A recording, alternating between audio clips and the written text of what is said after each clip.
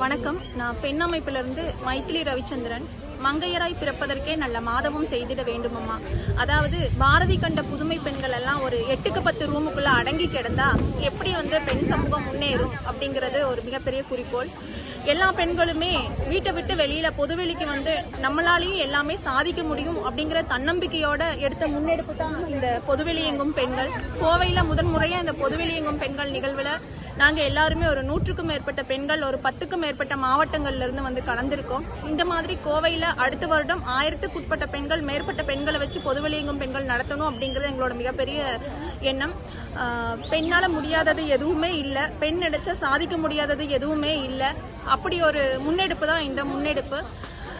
மாறும், நிறைய மாறணும், சமூகத்துல எங்களால நிறைய மாற்றங்கள் வரும் அப்படிங்கிற ஒரு முன்னெடுப்புனால 1 கோடி கையெழுத்து இயக்கம் நடத்திட்டு வரோம். அந்த 1 கோடி கையெழுத்து இயக்கம்ல போதைப் பொருளுக்கு எதிர்ப்பான 1 கோடி கையெழுத்து இயக்கம் நடந்துட்டு வருது. அதுக்கு உங்களோட ஆதரவு எல்லாத்தையுமே கொடுத்து எங்களுக்கும் முன்மாதிரியா இருந்து நீங்க எல்லாருமே செயல்படணும் அப்படிங்கறது எங்களோட தாழ்மையான வேண்டுகோள். நன்றி.